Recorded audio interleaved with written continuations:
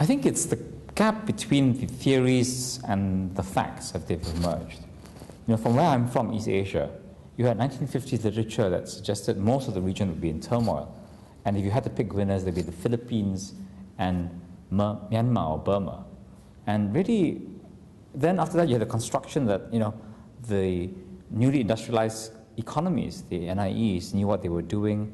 And then broadly now, this whole idea of the rise of Asia, as if this is going to be irresistible and, you know, forever into the future. And I think that the danger is that some of these models actually wrongly inform practices. And I think the other big surprise about, you know, how we thought development is the continuing preoccupation with growth. That even though so much of the theory now says, you know, so much development is such an inclusive term, the different peoples, empowerment, and much more broader goals and longer time frames and sustainability. In the day-to-day practice of it, it's still, in Asia at least, it's still that naked, raw excitement about high growth rates measured in, you know, very old indicators.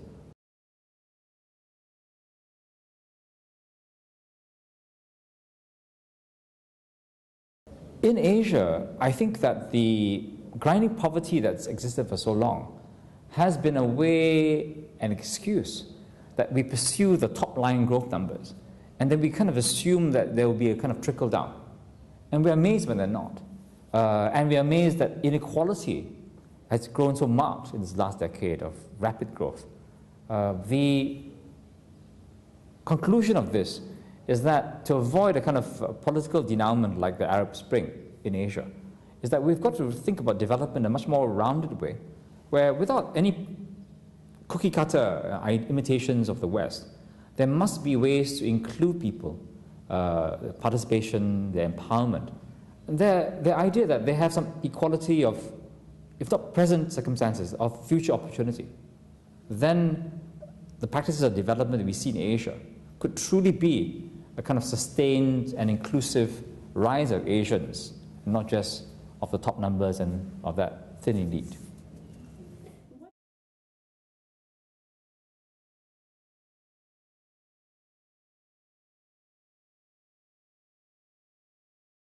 Well, I'm not sure anyone at this time is thinking about 50 years. It's such a long time frame.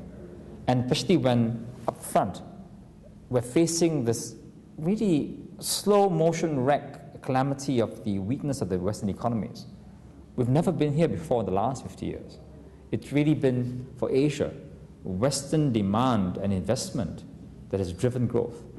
So much so that even from the 97 crisis, the Asian crisis, to now, we've seen actually an Asian production base producing for the West.